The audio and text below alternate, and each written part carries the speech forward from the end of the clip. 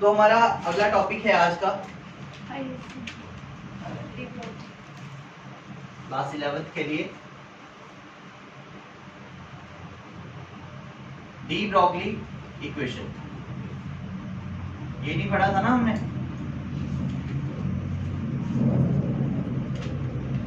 पढ़ा था ये? नहीं पढ़ा था ना। डी ब्रॉगली इक्वेशन, ये इक्वेशन हमको क्या बताती है? वेव नेचर और पार्टिकल नेचर दोनों को कंबाइन करके बताती है हमको ये, ठीक है। सो डी ब्रॉगली एक साइंटिस्ट थे जिन्होंने क्या कहा, according to Einstein equation, Einstein mass energy equation, E is equals to mc square, ठीक है। ये होगी पहली इक्वेशन। फिर दूसरा उन्होंने क्या कहा, अकॉर्डिंग टू प्लैंक्स इक्वेशन, अभी हमने लास्ट टाइम पढ़ी थी प्लैंक्स इक्वेशन, याद है ना? क्या थी वो, बोलना जरा। That is E is equals to h into nu, पढ़ी थी, याद है ना? ये इक्वेशन आपकी सेकंड इक्वेशन आ गई, E is equals to h nu। और हम लोगों को पता है कि जो न्यू होता है वो होता है c अपॉन लैम्डा। बेटे इस इक्वेशन को याद रखना आप लोगों ने, जो मैंने अभी लिखी थी ना, क्या nu is equals to c upon lambda. ये इक्वेशन बहुत ज्यादा यूजफुल है। ये कैसे आती है? क्योंकि वेलोसिटी ऑफ लाइट हमेशा बराबर होती है न्यू इनटू लैम्डा, ठीक है।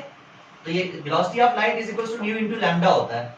तो न्यू की वैल्यू क्या होगी? c upon lambda. अब यही वैल्यू आप यहां पुट कर सकते हो, तो इक्वेशन सेकंड क्या बन जाएगी, और E is equals to nu की वैल्यू यहां पे डाल दीजिए, क्या आएगा?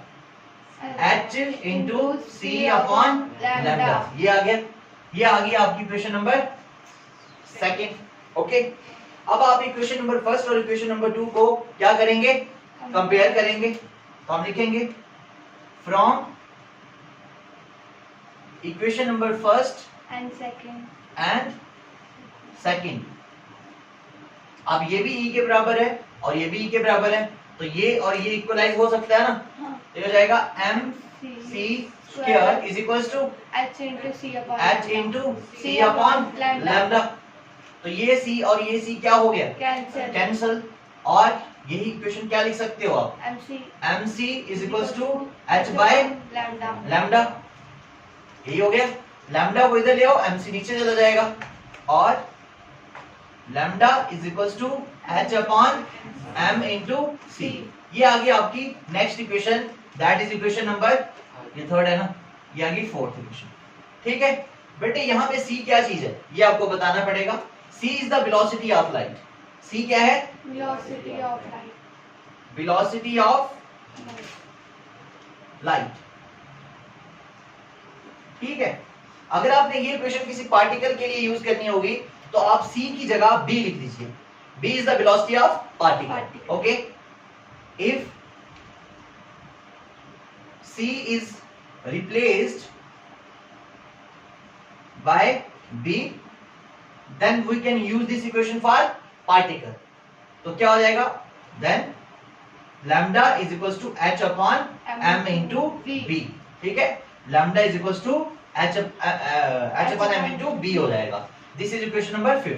ये इक्वेशन आप किसी भी इलेक्ट्रॉन लाइक पार्टिकल के लिए यूज कर सकते हैं, छोटे पार्टिकल के लिए, और ये आप किसी नॉर्मल पार्टिकल के लिए यूज कर सकते हैं। ये माइक्रोस्कोपिक पार्टिकल के, इलेक्ट्रॉन के लिए, क्योंकि लाइट है ना इसमें, और यहाँ पे वेलोसिटी ऑफ पार्टिकल हो गया। अब देखो, अगर किसी में वेव नेचर होता है तो उसको हम लैम्डा के साथ डिनोट करेंगे वेवलेंथ, और अगर किसी में पार्टिकल नेचर होता है तो हम बोलते हैं उसका मास होगा। अब ये दोनों ही आपस में इनवर्सली प्रोपोर्शनल है। इसका मतलब वेव नेचर और पार्टिकल नेचर आपस में इनवर्सली प्रोपोर्शनल होते हैं। अगर किसी सबस्टेंस का पार्टिकल नेचर मतलब मास, अगर किसी का पार्टिकल नेचर ज्यादा है तो उसका वेव नेचर कम होगा, एंड वाइस वर्सा। समझ में लगा? तो ये इक्वेशन थी डी ब्रॉगली की। तो बताओ डी ब्रॉगली की इक्वेशन क्या आ गई?